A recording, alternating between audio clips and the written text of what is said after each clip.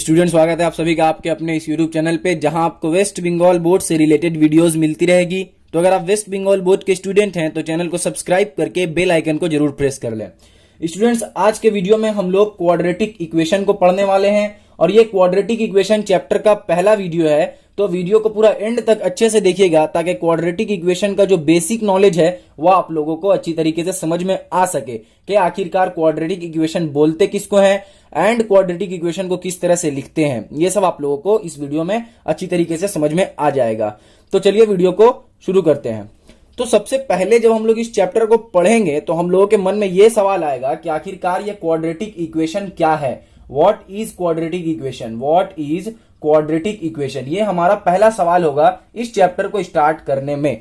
तो अब इसका आंसर हम लोगों को पता करने के लिए सबसे पहले हम लोगों को यह मालूम होना चाहिए कि आखिरकार ये इक्वेशन क्या है।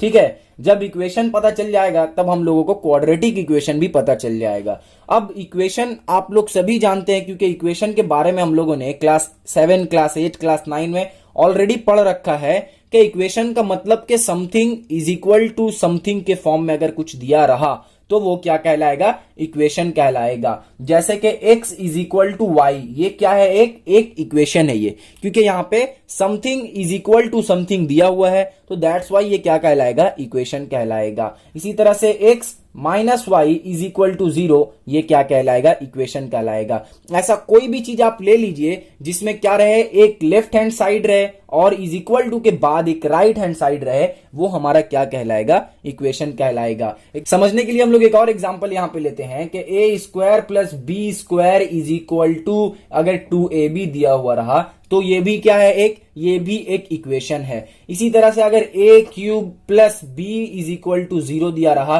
तो ये भी क्या है, ये भी एक इक्वेशन है। इससे हम लोगों को क्या क्लियर हुआ, इससे हम लोगों का ये कॉन्सेप्ट क्लियर हुआ कि जब भी something is equal to something, मतलब जब कोई चीज किसी चीज के बराबर होगा तो वो एक इक्वेशन फ्रेम करेगा। यहां पे x y के बराबर है तो एक इक्वेशन फ्रेम कर रहा है, यहां पे x माइनस वाई 0 के बराबर है तो यहां पे ये एक इक्वेशन फ्रेम कर रहा है। अब हम लोगों का कॉन्सेप्ट जो है वो इक्वेशन का तो कंप्लीट हो गया, इक्वेशन का कॉन्सेप्ट हम लोगों को समझ में आ गया कि आखिरकार ये इक्वेशन किसको कहते हैं। अब हम लोग मूव करते हैं अपने चैप्टर की तरफ जो कि क्या है, क्वाड्रेटिक इक्वेशन। तो अब हम लोगों को यह समझना चाहिए कि क्वाड्रेटिक इक्वेशन किसे कहते हैं। तो अभी जो हम लोगों ने एग्जांपल देखा था उसमें था कुछ इस तरह से था, दिस इज इक्वल टू 0 और हमारा था A square minus B square is equal to, कुछ भी हम ले लेते हैं 0, चलिए ठीक है। इसी तरह से हमारा A cube minus B is equal to 0। तो यहां पे आप लोग क्या देख रहे हैं कि इस वाले इक्वेशन का जो डिग्री है वो क्या है, डिग्री इज इक्वल टू 1 है। अब आप में से कई स्टूडेंट्स ये पूछेंगे कि ये डिग्री किसको कहते हैं। तो हम लोगों ने पॉलिनोमियल चैप्टर यानी कि क्लास 9 में जो पॉलिनोमियल चैप्टर पढ़ा था उसमें हम लोगों को ये समझ में आया था कि अगर किसी इक्वेशन का, ठीक है, जितना हाईएस्ट पावर रहेगा, ठीक है, उसको हम लोग डिग्री कहते हैं। क्या कहते हैं, degree. Highest power of the equation is called degree, highest power of the equation is called degree. तो इसमें हाईएस्ट पावर कितना है इक्वेशन का, इसमें हाईएस्ट पावर हमारा 1 है क्योंकि x का पावर 1 है और y का पावर भी 1 है। क्लियर है यहां तक, ओके भैया। अब इसमें डिग्री क्या है, तो इसमें जो हमारा डिग्री हो रहा है यहां पे वो हो रहा है 2। कितना है इसका डिग्री, 2 है। अब डिग्री 2 क्यों है ये आप लोगों को पता चल गया है क्योंकि यहां पे देखिए हाईएस्ट पावर कितना है हमारा, 2 है। क्लियर है। अब हम लोग यहां पे थर्ड वाले एग्जाम्पल को देख लेते हैं, इसमें हमारा डिग्री कितना है। ठीक है, इस वाला इक्वेशन का डिग्री कितना है, तो इस वाले इक्वेशन का डिग्री वही होगा जो इसका हाईएस्ट पावर रहेगा। तो इसमें b पे पावर 1 है और a पे पावर 3 है, दैट मींस कि a का जो पावर है वो क्या है, हमारा हाईएस्ट है और जो कि 3 है। तो इस वाले इक्वेशन का जो हमारा डिग्री रहेगा वो क्या रहेगा, 3 रहेगा। तो इससे हम लोगों को यह समझ में आ गया कि डिग्री किसको कहते हैं। अब वापिस से हम लोग आते हैं क्वाड्रेटिक इक्वेशन में। तो देखिए क्वाड्रेटिक इक्वेशन हम लोग उस वाले इक्वेशन को कहेंगे, क्वाड्रेटिक इक्वेशन हम लोग ऐसे इक्वेशन को कहेंगे जिस इक्वेशन का डिग्री 2 रहेगा। क्लियर है, जिस इक्वेशन का पावर हाईएस्ट पावर 2 रहेगा। फिर से बता रहा हूं, जिस इक्वेशन का डिग्री 2 रहेगा, जिस इक्वेशन का हाईएस्ट पावर 2 रहेगा उसको बोलेंगे क्वाड्रेटिक इक्वेशन। ओके, तो यहां पे हम लोगों को यह समझ में आया कि भैया ये हमारे चैप्टर के अकॉर्डिंग नहीं है क्योंकि ये हमारा क्वाड्रेटिक इक्वेशन तो नहीं है। इसी तरह से ऊपर वाला भी हम लोगों के चैप्टर के नाम से ये मेल नहीं कर रहा है क्योंकि वो भी क्वाड्रेटिक इक्वेशन नहीं है। तो अब यहां पे क्या क्लियर हो गया कि ये वाला जो है ये एक क्वाड्रेटिक इक्वेशन है क्योंकि इसका हाईएस्ट पावर, दैट मींस कि इसका डिग्री कितना है, इसका डिग्री जो है हमारा 2 है। तो ये क्या हो गया हमारा, ये हो गया हमारा क्वाड्रेटिक इक्वेशन। ओके, तो यहां पे समझ में आ गया क्वाड्रेटिक इक्वेशन किसको कहते हैं। अब देखिए हमारे चैप्टर में एक और टर्म यूज किया गया है, quadratic equation in one variable. क्या है, quadratic equation in one variable. तो आखिरकार ये क्या चीज है, quadratic equation in one variable क्या चीज है। तो देखिए हमारा जो एग्जांपल था a square minus B square is equal to 0, तो इसमें हम लोग क्या देख रहे थे, a जो हमारा है वो भी एक वेरिएबल है क्योंकि a का वैल्यू यहां पे कुछ भी हो सकता है। इसी तरह से यहां पे जो b है वो भी एक वेरिएबल है क्योंकि b का वैल्यू यहां पे कुछ भी हो सकता है। क्लियर है।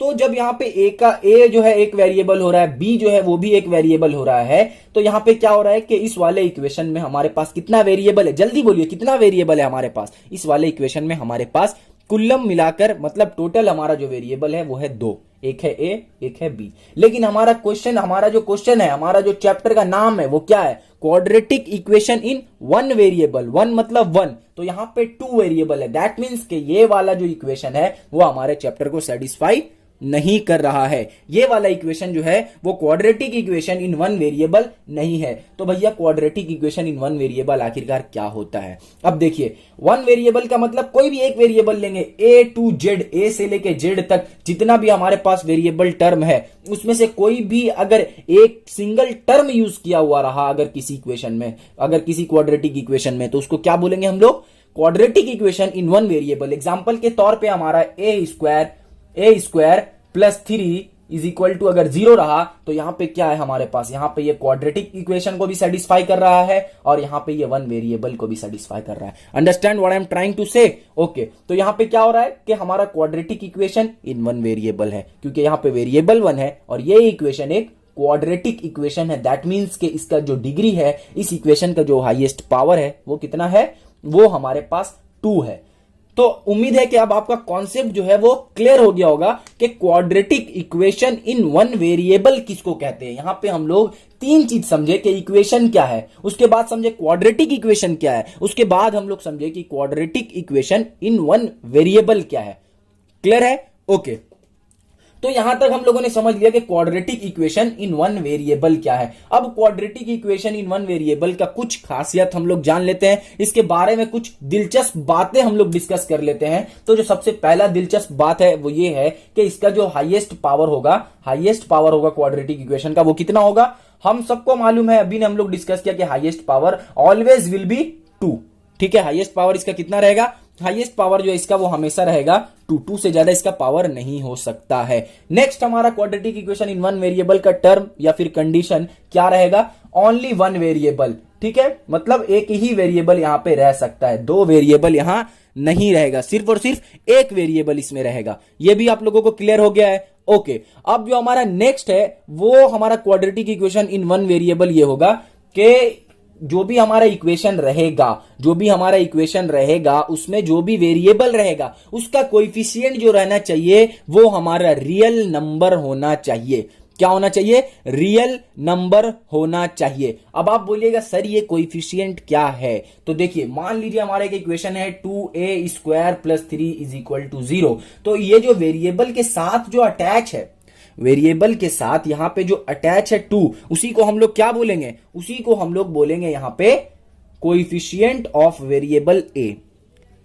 क्लियर है ये पॉइंट अच्छे से, कि हम लोग जो भी हमारा वेरिएबल रहेगा उसके साथ जो मिला हुआ, उसके साथ जो मल्टीप्लाई होगा उसको हम लोग क्या कहेंगे, कोएफिशिएंट। उसके साथ जो कांस्टेंट मल्टीप्लाई होगा उसको बोलेंगे कोएफिशिएंट। एक और एग्जांपल यहां पे लेते हैं हमारे पास, वो क्या है कि 2b square plus 3 is equal to क्या है 0। तो यहां पे इसका कोएफिशिएंट क्या हो गया, कोएफिशिएंट ऑफ b हो गया 2। तो इस तरह से हम लोगों के quadratic equation in one variable का एक और टर्म्स कंडीशन ये है कि ऑलवेज जो उसके साथ जो भी उसमें अगर वेरिएबल दिया हुआ है उसके साथ जो भी कांस्टेंट टर्म रहेगा वो रियल रहेगा। अब रियल रहेगा इसका मतलब क्या हुआ, इसका मतलब हुआ कि जो नंबर सिस्टम में आपने पढ़ा था कि रियल एंड इमेजिनरी नंबर, तो वही रियल नंबर जो है वही रहेगा इसका कोएफिशिएंट, तब क्या कहलाएगा, ये quadratic equation in one variable कहलाएगा। तो इसका मतलब ये हो गया कि कोएफिशिएंट जो है वो ऑलवेज क्या रहेगा, ऑलवेज कोएफिशिएंट जो है वो रहेगा रियल नंबर। तो ये तीन जो है हमारे क्वाड्रेटिक इक्वेशन भैया का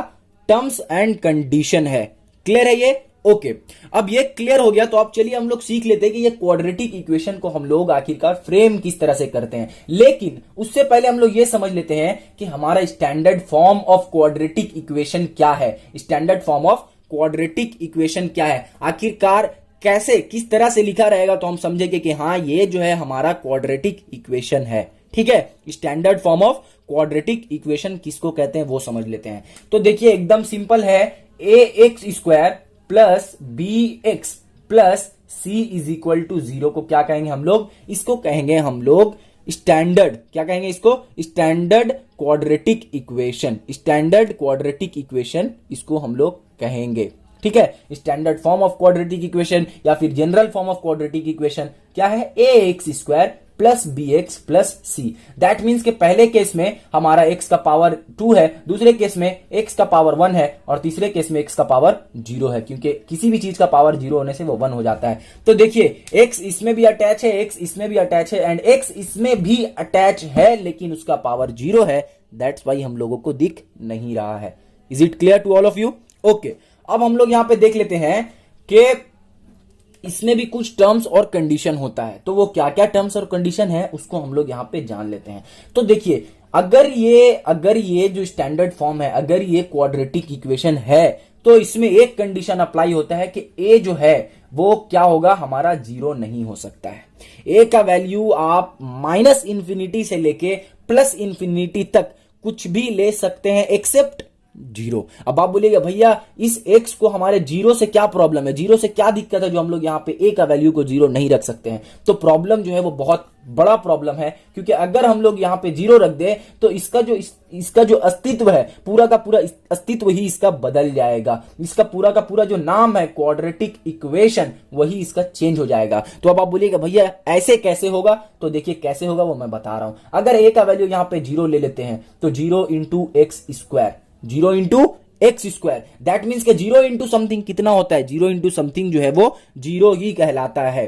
तो 0 इंटू समथिंग हमारा 0 आएगा। दैट मीन्स के अगर इस वाले जगह पे a is equal to 0 put कर देते हैं हम लोग, तो क्या होगा हमारा, यहां पे हम लोगों का हो जाएगा कि 0 plus bx plus c is equal to 0। अब दैट मीन्स ये हुआ कि bx plus c is equal to 0। अब यहां पे तो भाई क्वाड्रेटिक इक्वेशन का तो सवाल ही पैदा नहीं होता है, क्योंकि यहां पे हमारा जो यहां पे हाईएस्ट पावर है वो कितना है, 1 हो गया है। और क्वाड्रेटिक इक्वेशन होने के लिए हाईएस्ट पावर हमारा कितना चाहिए, क्वाड्रेटिक इक्वेशन होने के लिए हमारा हाईएस्ट पावर चाहिए भैया 2। तो 2 जो है वो तो हम लोगों ने यहाँ पे 0 पुट करके इसका सत्यानाश कर दिया है। तो यहाँ पे 0 जैसे ही हम लोगों ने पुट किया है, वैसे ही ये क्वाड्रेटिक इक्वेशन से क्या हो गया, हमारा लीनियर इक्वेशन में कन्वर्ट हो गया। Is it clear to all? Okay अब हम लोग एक और टर्म्स और कंडीशन जान लेते हैं इस क्वाड्रेटिक इक्वेशन का जो स्टैंडर्ड फॉर्म है उसके बारे में। वो क्या है, वो ये है कि जो a है, जो b है और जो c है, ये तीनों क्या रहेगा, ये तीनों रियल नंबर रहेगा। अभी मैंने बताया था कि जो क्वाड्रेटिक इक्वेशन का टर्म्स और कंडीशन में जो एक हमारा कंडीशन ये भी था कि जो इसका कोएफिशिएंट रहेगा वो क्या रहेगा, ऑलवेज इसका कोएफिशिएंट रियल रहेगा। और इस वाले केस में कोएफिशिएंट क्या है, कोएफिशिएंट हमारा ये है, ये हमारा एक कांस्टेंट टर्म रहेगा, b एक कांस्टेंट टर्म रहेगा, c एक कांस्टेंट टर्म रहेगा। अब आप बोलिएगा ये कोएफिशिएंट कैसे है, तो अभी मैंने बताया कि यहां भी x है लेकिन x का पावर 0 है। दैट मीन्स के x का पावर 0 इज इक्वल टू 1, तो हम लोग x यहां पे लिख नहीं रहे हैं। तो मतलब a b c ये क्या है, तीनों coefficient of x² x and x to the power 0 respectively है।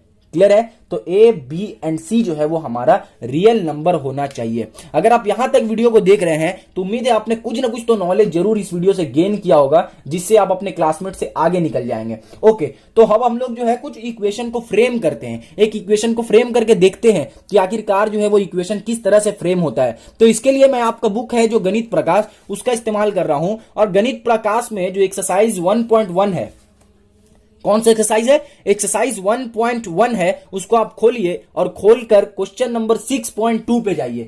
कहां जाइए, क्वेश्चन नंबर 6.2 पे जाइए और क्या उसमें लिखा हुआ है उसको पढ़िए। 6.2 में क्वेश्चन हम लोगों से क्या लिखा हुआ पढ़िए।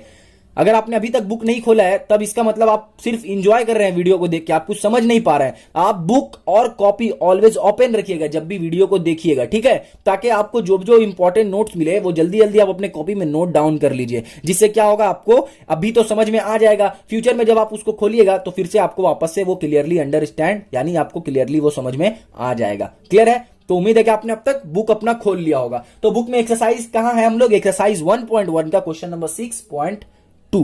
अब उस क्वेश्चन को ध्यान से पढ़िए, उसमें क्या बोल रहा है। उस क्वेश्चन में बोल रहा है कि 1 पर्सन बाउट सम केजी शुगर, 1 पर्सन बाउट सम केजी शुगर एट ₹80। मतलब एक आदमी जो है वो कुछ किलोग्राम शुगर खरीद रहा है, कितने में? ₹80 में, ठीक है, 80 रुपीस में वो कुछ किलोग्राम शुगर खरीद रहा है। क्वेश्चन को आप पढ़ रहे हैं अच्छे से क्वेश्चन को पढ़िए, उसमें क्या लिखा हुआ है। तो उसमें बोला है कि एक आदमी जो है वो कुछ किलोग्राम क्या कर रहा है, शुगर को बाई कर रहा है। कितना किलोग्राम बाई कर रहे हैं नहीं मालूम है, लेकिन प्राइस कितना है वो हम लोगों को मालूम है। अब हमारा नेक्स्ट कंडीशन दिया हुआ है कि अगर वो 4 केजी शुगर जो है वो ज्यादा ले सकता है विद द मनी, उसी पैसे के साथ उसको 4 केजी शुगर और मिल सकता है, ठीक है, 80 रुपए के साथ ही उसको 4 केजी शुगर और मिल जाएगा। उस वक्त क्या होगा, उस वक्त जो वहां पे हमारा जो शुगर है उसका प्राइस जो है वो ₹1 कम हो जाएगा। क्लियर है? फिर से समझिए, एक आदमी दुकानदार के पास गया, जाने के बाद वो क्या किया कि 80 रुपए दुकानदार को दिया, 80 रुपए दुकानदार को दिया तो दुकानदार ने उसे क्या किया, कुछ चीनी दिया, ठीक है, कुछ चीनी मतलब जो चाय में डाला जाता है चीनी मीठा होने के लिए, वो चीनी उसको कुछ केजी दिया। लेकिन ये हमारे पास क्वेश्चन में सस्पेंस है कि कितना चीनी दिया और नहीं दिया, सिर्फ बोला गया कि कुछ चीनी उसको दिया गया है, लेकिन वो 4 किलो जो शुगर है वो और खरीद सकता है, 4 किलो शुगर और खरीद सकता है। कितने में? उतने ही रुपीस में खरीदेगा, 80 रुपए में ही वो 4 किलो शुगर और खरीद सकता है। अगर 1 केजी का दाम ₹1 कम कर दे तो, पर केजी का दाम अगर ₹1 घटा दे तब। तो अब यहां पे हमारे पास जो सस्पेंस था वो क्या था कि हमारा जो है वो शुगर कितना खरीदा रहा है, कितना केजी शुगर खरीदा रहा है। तो जो हमारा सस्पेंस रहेगा उसी को हम लोग लेट करेंगे। तो लेट x केजी शुगर जो है वो बी बाउट यानी खरीदा गया है ₹80 में, यानी 80 रुपए में कितना केजी शुगर खरीदा गया है, x केजी शुगर खरीदा गया है। क्लियर है? इसको इरेज करके मैं फिर से यहां पे लिख देता हूं, ये पूरा इरेज करके मैं फिर से क्वेश्चन को यहां पे लिखता हूं। तो क्या था हमारा कि 80 रुपीस में x केजी, तो x केजी को कितने रुपीस में खरीदा गया है, x केजी को 80 रुपीस में खरीदा गया है। क्लियर है? x केजी को हम लोग 80 रुपीस में खरीद रहे हैं। दैट मीन्स के 1 केजी को अगर हम लोग खरीदेंगे, 1 केजी शुगर अगर खरीदना चाहें तो कितना में खरीदेंगे, 1 केजी शुगर हमारा 80/x रुपीस में खरीदाएगा। क्लियर है? तो 1 केजी शुगर का दाम कितना हो गया, 80/x पर केजी, तो 1 केजी का दाम इतना निकल गया। अब हम लोग अपने सेकंड कंडीशन पे आते हैं, और सेकंड कंडीशन पे हम लोगों से क्या बोला जा रहा है कि वो जो बंदा शुगर खरीदने के लिए गया है वो 4 केजी और शुगर लेकर आता अपने घर में। अगर शुगर का दाम जो है वो क्या होता, अगर शुगर का दाम को ₹1 घटा देता, ठीक है, शुगर का दाम को ₹1 घटा देता। अब हम लोग क्या करते हैं, अब हम लोग वो जो शुगर का दाम को जो घटा रहा है, ठीक है, वो कितना दाम में, अब हम 1 केजी का दाम कितना पड़ेगा उसको हम लोग निकाल लेते हैं, ठीक है, 1 केजी का दाम कितना पड़ेगा उसको निकाल लेते हैं। तो अब जो शुगर खरीदा रहा है वो कितना है, x + 4 केजी। क्लियर है? अब शुगर कितना खरीदा रहा है, अब शुगर x + 4 केजी खरीदा रहा है, क्योंकि 4 केजी शुगर और ज्यादा हो गया है। और अब प्राइस कितना है, अभी भी प्राइस कितना है, 80 रुपए, ठीक है, अभी भी वो 80 रुपए में कितना खरीद सकता है, वो 4 किलो और ज्यादा खरीद सकता है 80 रुपए में ही। तो इसका मतलब ये हुआ कि जो 1 केजी का दाम निकलेगा हमारा, 1 केजी का जो दाम निकलेगा वो कितना निकलेगा, 1 केजी का दाम हमारा हो गया 80/x + 4, ठीक है, x + 4 पर केजी। मतलब पहले जो है वो 80/x रुपीस में 1 केजी खरीद रहा था, और अब 80/x + 4 रुपीस में वो क्या कर रहा है, वो 1 केजी खरीद रहा है। क्लियर है? तो दोनों में हम लोगों को समझ में आ गया कि इस वाले केस में 1 केजी का दाम इतना था और इस वाले केस में 1 केजी का दाम इतना था। अब जब दोनों केस में हम लोगों को पता चल गया कि दाम कितना है, और हम लोगों को ऑलरेडी क्वेश्चन में दिया हुआ है कि दाम जो है वो ₹1 घटा दिया गया है, मतलब पहले जो था वो ₹1 ज्यादा था और अब ₹1 जो है वो क्या हो गया है, कम हो गया है। तो जब ₹1 कम हो गया है, दैट मीन्स कि ये हुआ कि ये वाला चीनी का दाम ये जो 1 किलो चीनी मिल रहा है इसका दाम जो है वो 1 रुपया कम हो गया है, ठीक है, और इसका 1 रुपया ज्यादा था। दैट मीन्स कि ये वाला हमारा अमाउंट ज्यादा है और ये अमाउंट कम है। ओके, तो इसको इरेज करके वापस से हम लोग लिख लेते हैं कि हमारा 80/x minus 80/x plus 4 is equal to 1। अब आप बोलिएगा ये क्या हुआ सर? तो देखिए 1 किलो का दाम ये भी है और 1 किलो का दाम ये भी है, लेकिन क्वेश्चन में क्या बोला गया है कि जो दोनों किलो का दाम में चेंज है वो है 1 रुपए, ठीक है। क्या लिखा हुआ है? Price of 1 kg, last line को पढ़िए क्या लिखा हुआ है, price of 1 kg sugar would be less by ₹1। तो 1 kg शुगर का दाम 1 रुपए जो है घट गया। तो अब जो हमारा जो इक्वेशन फ्रेम हुआ वो कुछ इस तरह से फ्रेम हुआ कि 80/x minus 80/x plus 4 is equal to 1। लेकिन अभी तक ये हमारा क्वाड्रेटिक इक्वेशन नहीं बना है, ठीक है। ये इक्वेशन तो बन गया लेकिन क्वाड्रेटिक इक्वेशन नहीं बना है। तो हम लोगों को जो मकसद है वो क्या है कि इसको स्टैंडर्ड फॉर्म में ला सके, जैसे कि ax² plus bx plus c is equal to 0 के फॉर्म में लाएं। तो उसको लाने के लिए सिंपली इसको हम लोग सॉल्व करते हैं। यहां पे सबसे पहले क्या करेंगे, इन दोनों का एलसीएम लेंगे। एलसीएम हमारा क्या आएगा? एलसीएम आएगा x इंटू एक्स प्लस 4। ये एलसीएम आ गया, ये दोनों एक दूसरे के साथ मल्टीप्लाई हो गया। अब इसके जब डिवाइड करेंगे तो x यहां पे है लेकिन x प्लस 4 नहीं है, दैट मींस x प्लस 4 के साथ ये क्या हो जाएगा? मल्टीप्लाई हो जाएगा। तो मल्टीप्लाई होगा तो 80x और प्लस 8 चौक 32 होता है, तो मतलब 320 हो गया। यहाँ पे माइनस लिखेंगे, माइनस लिखने के बाद यहाँ पे जब इसको करेंगे इससे तो क्या होगा? x प्लस 4 कट जाएगा और सिर्फ x बचेगा, तो x इसके साथ मल्टीप्लाई होगा, दैट मींस के minus 80x is equal to क्या है हमारा? इज इक्वल टू अभी भी 1 है। अब जब नेक्स्ट लाइन में हम लोग आएंगे तो क्या होगा? Plus 80x minus 80x cut गया। क्लियर है यहां तक? ओके, इधर क्या बचा हमारा? 320 इज इक्वल टू क्या हो गया? ये x इंटू एक्स हो गया हमारा x² और यहाँ पे x into plus 4 is equal to हो गया x प्लस 4x यहाँ पे हो जाएगा। तो क्या हो जाएगा? प्लस 4x हो जाएगा। क्लियर है? अब आप बोलिएगा भैया ये 1 कहां गया? तो देखिए जब यहाँ पे जो हमारा आएगा उसको 1 के साथ जब मल्टीप्लाई करेंगे तो उसमें कोई चेंजेस नहीं आएगा। जिस तरह से 2 इंटू 1 2 होता है, 2 इंटू 1 2 होता है, इसी तरह से 10 इंटू 10 जो है वो यही रहेगा। क्लियर है यहां तक? अब आप लोगों को दिख रहा होगा कुछ यहाँ पे बनता हुआ हम लोगों को इस टाइप का दिख रहा है, लेकिन अभी भी हम लोगों को क्या चाहिए? अभी भी हम लोगों को इधर 0 चाहिए। किस तरफ 0 चाहिए हम लोग को? राइट हैंड साइड में 0 चाहिए। राइट हैंड साइड में हम लोग को 0 लाने के लिए सिंपली इसको उस तरफ भेज देते हैं। तो भेजने के बाद क्या हो जाएगा? x² प्लस 4x उधर जाएगा तो माइनस हो जाएगा 320 में और इज इक्वल टू इस तरफ क्या बच जाएगा? 0 बच जाएगा। तो आपको कुछ दिख रहा है यहाँ पे a इज इक्वल टू क्या है? 1 है, क्योंकि a इज इक्वल टू 1 यहाँ पे 1 है, 1 इंटू 10 हो रहा है। क्लियर है? यहाँ पे b इज इक्वल टू क्या है? b इज इक्वल टू यहाँ पे 4 है। यहाँ पे c इज इक्वल टू क्या है? c इज इक्वल टू यहाँ पे माइनस 320 है। क्लियर है? तो इस तरह से जो है वो आप इस वाले एक्सरसाइज में यानी एक्सरसाइज 1.1 में जो क्वेश्चन नंबर 6 का जितना भी क्वेश्चन है उसको सॉल्व कीजिएगा। जो भी आपके पास सस्पेंस रहेगा उसको आप लेट कर लीजिएगा, यानी वो समथिंग हमारा होगा। इस तरह से आप क्वेश्चन को सॉल्व कीजिएगा। और अगर आपसे क्वेश्चन सॉल्व नहीं होगा तो डिस्क्रिप्शन में मैंने लिंक दे दिया है, वहां से आप जाइए और पूरा सोल्यूशन का पीडीएफ को आप डाउनलोड कर लीजिए और उससे देखिए कि किस तरह से जो है वो सभी क्वेश्चन को सॉल्व किया गया है। आपने वीडियो अगर यहां तक देखा है तो आपके लिए यही गिफ्ट है कि आप पीडीएफ को जाकर आप आराम से डाउनलोड कर सकते हैं। लिंक में जाके डिस्क्रिप्शन में जाके आपको लिंक मिलेगा, वहां से जाके क्लिक करके वेबसाइट पे जाइए और पीडीएफ को आप डाउनलोड कीजिए। थैंक यू, आपने यहां तक वीडियो को देखा। आपसे मिलता हूं नेक्स्ट वीडियो में। और हाँ, वीडियो को अपने दोस्तों तक शेयर जरूर कीजिएगा ताकि उन सभी को भी अपने स्टडी में हेल्प मिल सके और वो लोग कभी कॉन्सेप्ट जो है वो क्वाड्रेटिक इक्वेशन के रिगार्डिंग क्लियर हो सके। Thank you.